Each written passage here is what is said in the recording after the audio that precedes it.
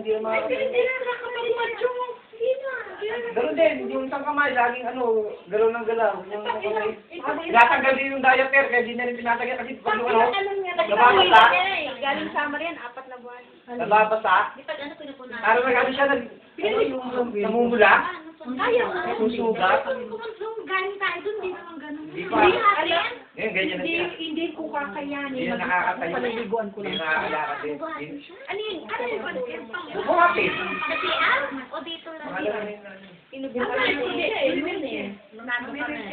Di ba? Parang dati sa Magkailan siya naman. hindi tinatanggal yan. Hindi Ay, tinatawag, October. pinapalitan lang. Papalitan lang siya pag 1 month na. Papalitan mo naman kasi hanggang 1 month ang ano yan. Sino ba palit? Yung nurse, doktor. Pupunta dito? Oo. Pupunta doon. Pupunta dito or Hindi pupunta monthly na dito. Talaga monthly efficiency yan. Idadalhin mo na pag wala magse-service na. Kaya ang service ko na sa doktor, 1,000 plus. Hindi niyo kaya. Hindi, hindi allowed namin, hindi allowed kami magpalit na kasi mahirap yung pang doktor lang talaga. Hanggang dito. Hanggang dito yung kanyang, yung tube niya, ito, nakakapasok, hanggang dito siya. Ikaw na bukuha ng biti niya. Yes, every day. Tsaka, Ano isasakit yun? May niya. nararamdaman siya. Meron. Ano? Pag ito niya, ito, parang hindi, nung dumating yung ipag ko, sabi nito, galing Canada, parang may fracture kasi usually daw, ang mga, ano yan, stroke, hindi dapat sumasakit ang kamay. Baka may fracture daw siya, kaya pag ginagalaw siya, kung napapagano siya.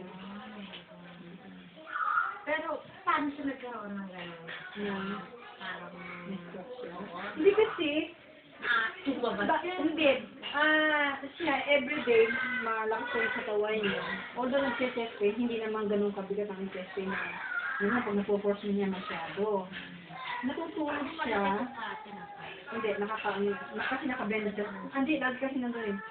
Ginigising ko siya ng 6:30. Hindi, 4:37 kasi ang pinakamababang tulog niya hanggang 6:30 to 6 o'clock. Hindi siya kumikis. Kumakatok sa kapin. Ito nga yung pare ko, magpapasama sa grotto dahil may anak nila papagamay sa albularyo. Dahil hindi na gawa sa doktor eh. Yun. Ginigising ko siya, hindi siya nagre-react ba? Tapos, nung binubuhat ko na siyang ganyan, hindi ko na siya mabuhat. Kasi ako hindi kita mabuhat at mabigat. Pagtingin niya sa akin, yung mata niya, para siya na-shock. Yung pala na-stroke na pala siya.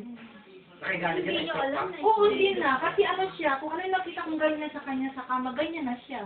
Ganyan na siya ng mga stroke. Wala siyang bago, hindi siya nahulog, wala lang. Pala gano'n. Na-stroke pala na nakahigala. Eh baka yun, siguro yung baka na, kasi naramdaman ko siyang tumayo eh. Mild lang yun. Hindi. Ang stroke na first stroke ang heavy, medyo. Kasi total damage yung ano niya, brain niya eh. Kaya wala Almost, siya natanda. wala, baka hindi niya natanda. Saka affected yung speech niya, hindi na siya makakapagsalita.